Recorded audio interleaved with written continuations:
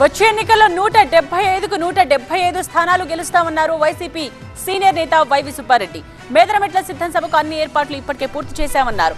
YCP ప్రజలకు అందించిన సంక్షేమ పథకాలే తమను మరోసారి అధికారంలోకి తీసుకొస్తాయని ధీమా వ్యక్తం చేశారు. వైసీపీ పథకాలు ప్రజల్లోకి తీసుకువెళ్లేందుకే సిద్ధం సభను నిర్వహిస్తున్నామన్నారు.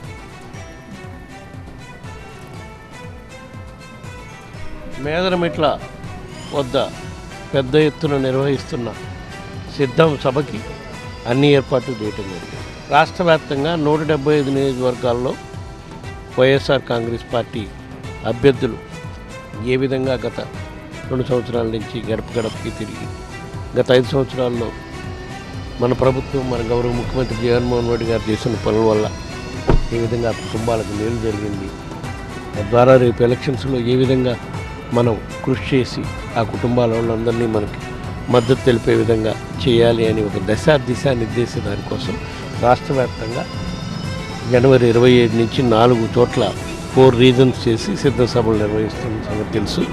అందులో భాగంగా ఈరోజు మేదరమెట్ల దగ్గర నిర్వహించే సభ సుమారుగా తిరుపతి జిల్లా నుంచి గుంటూరు జిల్లా వరకు 6 జిల్లాల నాయకులతో ఈ సభ నిర్వహించడం జరుగుతుంది. తప్పకుండా ఈ సభ పెద్ద ఎత్తున విజయవంతమయ్యే విధంగా వైఎస్ఆర్ కాంగ్రెస్ పార్టీ కార్యకర్తలు నాయకులు కృషి చేసే కార్యక్రమం జరుగుతుంది. సిద్ధం సభా వేదిక నుంచి మా ప్రతినిధి నాగరాజు లైవ్ లో సిద్ధంగా ఉన్నారు. మరిన్ని డీటెయిల్స్ అందించడానికి నాగరాజు, ఈ రోజు సిద్ధం చివరి సభ, ఎలాంటి కీలక ప్రకటనలకి ఈ రోజు ఈ వేదిక కాబోతోంది, అలాగే అక్కడ ఏర్పాట్లు ఏ విధంగా జరుగుతున్నాయి?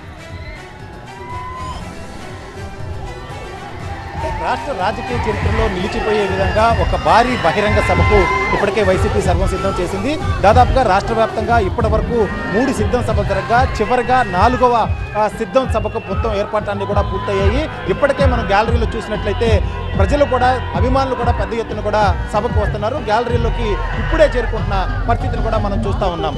చాలా పెద్ద ఎత్తున ప్రజలైతే అభిమానులైతే ఈ సభకు వచ్చే అవకాశం కల్పిస్తూ ఉంది. ఎందుకంటే ఇక్కడ చూసిన ఏర్పాట్లు కాబట్టి ఇక్కడ చేసిన ఏర్పాట్లన్నింటినీ కూడా చూస్తూ ఉన్నాం. అదేవిధంగా దాదాపు మధ్యాహ్నం 3 గంటలకు సభ ప్రారంభమవుతుందని చెప్పేసి ఇప్పటికే చెప్పినప్పటికీ ఇప్పటి నుంచే పెద్ద ఎత్తునంతా కూడా అభిమానులు గ్యాలరీలోకి తరలి వస్తున్న పరిస్థితిని చూస్తూ ఉన్నాం. పూర్తి స్థాయిలో 10-15 లక్షల మందికి ఇక్కడ ఏర్పాట్లు అయితే చేయడం జరిగింది. వచ్చిన ప్రతి ఒక్కరూ కూడా వీక్షించే విధంగా, అంటే స్టేజ్ని కూడా చాలా భారీగా ఏర్పాటు చేశారు. స్టేజ్ మీద కూడా 200 నుంచి 250 మంది ప్రముఖులంతా కూడా ఆశీనులయ్యే అవకాశం కనిపిస్తూ ఉంది. వచ్చిన వాళ్ళందరినీ కూడా దాదాపుగా గ్యాలరీల నుంచి స్పష్టంగా కనిపించే విధంగా ఏర్పాట్లు చేశారు. ప్రతి గ్యాలరీలో కూడా ఇప్పటికే స్క్రీన్స్, LED స్క్రీన్స్ కూడా పెట్టడం జరిగింది. అదేవిధంగా సభ ముందు కావచ్చు, సభ తర్వాత కావచ్చు, ఈ మొత్తం ఏదైతే ఒక మనకి డయాస్ లాగా ఇస్తారో ఈ సెంట్రల్ డయాస్ మీద కూడా సీఎం వచ్చే అవకాశం ఉంది. ఎందుకంటే దాదాపుగా భారీ సంఖ్యలో వచ్చే అభిమానులందరి దగ్గరకు కూడా వీళ్ళంతా ఇప్పటికే వచ్చే అవకాశం అయితే కనిపిస్తూ ఉంది.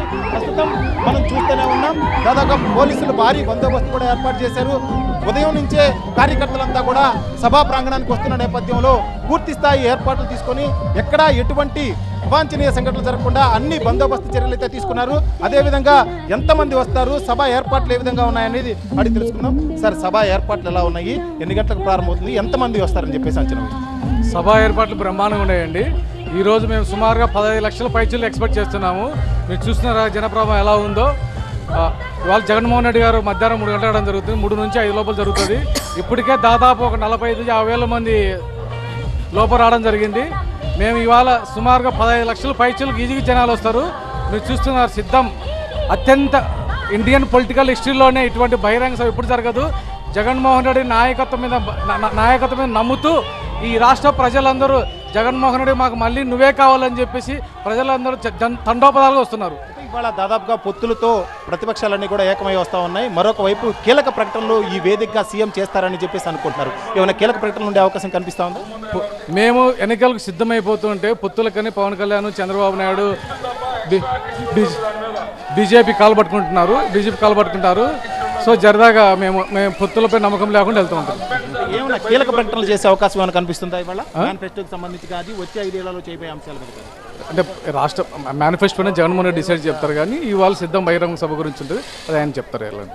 ఇది పరిస్థితి ముఖ్యంగా చెప్తా ఉంది కూడా. దాదాపుగా కీలక ప్రకటనలు వచ్చే అవకాశం కూడా కనిపిస్తూ ఉంది. ఎందుకంటే చివరి సిద్ధం సభలోనే మేనిఫెస్టోకి సంబంధించిన ఇప్పటికే పూర్తి స్థాయి కసరత్తు పూర్తయింది కాబట్టి రాబో 5 ఏళ్లలో చేయబోయే అనేక అంశాల మీద ఇప్పటికే ఒక కీలకమైన ప్రకటన చేస్తారు. అయితే ముందుగా మేనిఫెస్టోకి సంబంధించి కూడా విడుదల చేస్తారని ప్రచారం జరిగినప్పటికీ కూడా కానీ కొన్ని కీలక ప్రకటనలు అయితే చేసే అవకాశం కనిపిస్తూ ఉంది.